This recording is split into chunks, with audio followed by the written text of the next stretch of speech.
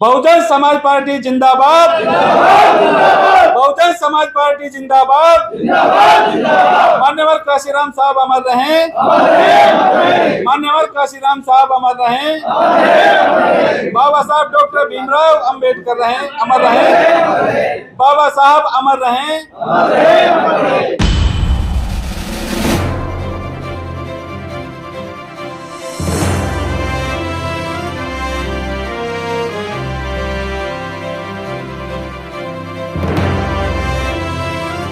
तो प्रधानमंत्री बनने का सपना देख रहे हैं और यहाँ मंच से भी आप लोगों ने ये बातें कही। अभी रामपुर का मुद्दा देवेंद्र जी ने उठाया, लगभग 10 दिन हो गए, अभी तक बसपा का कोई जिलाध्यक्ष, कोई प्रभारी वहां नहीं पहुंचा है अभी तक। आपको कौन वोट देगा? आजाद समाज पार्टी को पहले से पड़ी है, जिस दिन घटना घटी थी उसी दिन आजाद समाज पार्टी पहुंच गई, दूसरी पार्टियां पहुंच गई, आपकी पार्टी का एक भी नेता वहां नहीं पहुंचा है। समाज क्यों आपको वोट देगा? हमारे बहुजन समाज पार्टी का एक एक कार्यकर्ता बिल्कुल जागरूक है।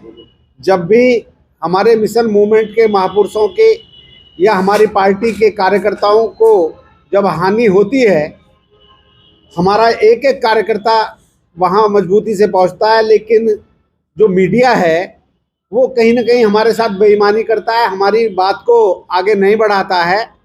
हमारा जब विशेषकर गाजियाबाद में भी जब बाबा साहब की प्रतिमा के साथ छेड़खानी हुई, हमारे जिले के अध्यक्ष, मौजूदा जिले अध्यक्ष वहाँ पहुँचे, पार्टी के कार्यकर्ताओं ने तुरंत उसमें कार्रवाई प्रभावी रूप से कराई। और जहाँ तक रामपुर की बात है, रामपुर में भी हमारी पार्टी के कार्यकर्ता वहाँ पहुँचे हैं, लेकिन हमेशा मीडिया हमारी बात को छुपाता रहता है।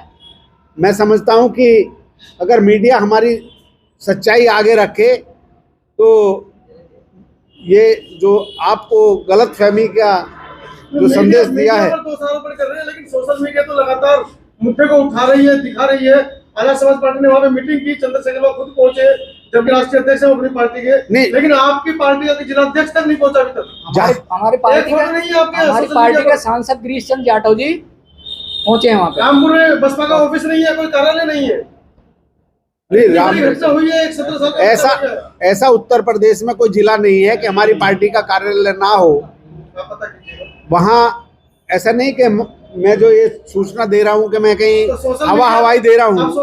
बहुजन समाज पार्टी के प्लेटफॉर्म पर पूरे पश्चिमी उत्तर प्रदेश में मैं गया हूँ। पूरे पश्चिमी उत्तर प्रदेश में मैंने पार्टी का कार्य किया है, तो हर जिले में मैं पार्टी के कार्यालय पर पहले जाता था, अपने कार्यकर्ता साथियों को वहाँ बुलाता था, वहाँ मिलता था, उसके बाद ही मैं क्षेत्र में जाता था। तो ये जो आपको सूचना दी है ये सरासर गलत है। तो मैं तो ये कहना चाहूँगा कि हमारे सांसद भी और हमारे जिले के पदाधिकारी भी घटना होते ही तुरंत मौके पर पहुँचते हैं। ये मैं इस मंच के माध्यम से भी कह रहा हूँ, और अगर आपको कोई साक्ष्य की जरूरत पड़ेगी वो भी आप तक पहुँचाया जाएगा। आपको राज्य दर्जा प्राप्त राज्य मंत्री होने के बावजूद एक जिला दिया गया है, और जबकि लगातार आरोप लगते आ रहे हैं भ्रष्ट अधिकारियों पर, भ्रष्ट पदाधिकारियों पर, उनको प्रदेश का और राष्ट्रीय स्तर का नेता बनाया हुआ है। हम बहुजन समाज पार्टी एक अनुशासित बहुजन समाज चुनाव में पार्टी की टिकट बेच देते हैं, उनको प्रभारी बना रखा प्रदेशों का। बहुजन समाज पार्टी एक अनुशासित पार्टी है, इसमें कोई छोटा बड़ा बहुजन समाज पार्टी में नहीं है। बहुजन समाज पार्टी का सेक्टर का अध्यक्ष का भी उतना ही सम्मान है, प्रदेश के अध्यक्ष का भी उतना ही सम्मान है, जिले के अध्यक्ष का भी उतना ही सम्मान है, और हमारा बूथ का अध्यक्ष का भी उतना ही सम्मान है। और अगर आप लोगों को जानकारी नहीं है तो मैं साक्ष्य के रूप में मैं आप लोगों को बताना चाहता हूँ कि जब बहुजन समाज पार्टी की सरकार चलती थी, 4 बार रही है, उस सरकार में जब हमारा बूथ का अध्यक्ष जाता था तो डीएम उसकी बात सुनने के लिए मजबूर होता था। उतनी विधायक की पावर थी और उतनी हमारे बूथ के अध्यक्ष की थी। इसलिए माननीय बहन कुमारी मायावती जी ने जो जिले के अध्यक्ष की कमान दी है, दोस्तों कहीं ना कहीं माननीय बहन जी ने ये विश्वास किया है। विशेषकर मीडिया बंधुओं से मैं कहना चाहता हूँ कि बहन जी ने जो जिम्मेदारी दी है वो कहीं ना कहीं इस लोकसभा चुनाव में हमें यहाँ थोड़ी हमें क्षति रही, हमारी कहीं कमी खामी रही, और मेरे ऊपर विश्वास माननीय बहन कुमारी मायावती जी ने किया है। मैं इस मंच के माध्यम से, इस मीटिंग के माध्यम से विश्वास दिलाता हूं कि हम इस लोकसभा को यहाँ जिता करके माननीय बहुजन समाज पार्टी की नेता माननीय बहन जी की झोली में डालेंगे, ऐसा मेरा कहना है। विधायक बनते हैं आपकी पार्टी के, दूसरी पार्टी में भाग जाते हैं। विधायक भी, आप 2 मिनट आप भी कुछ करें। तो जहाँ तक विधायक की बात है, विधायक भी हमारे संभाल नहीं पाते, रोक नहीं पाते उनको।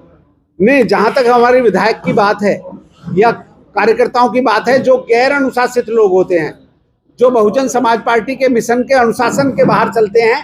दोस्तों, मैंने शुरुआत इस बात से की थी कि बहुजन समाज पार्टी के जो कार्यकर्ता हैं, जो विधायक हैं, MP MLA हैं, वो अनुशासित पार्टी है, अनुशासित के तरीके से रहेंगे तो पार्टी में मेरे जैसा कार्यकर्ता सन 93 से बहुजन समाज पार्टी में काम कर रहा, मंत्री भी रहा हूं और कोई ऐसा पद मंडल तक नहीं रहा है, पश्चिमी उत्तर प्रदेश में मैंने काम किया है, जिस पद की जिम्मेदारी माननीय बहन जी ने न दी हो।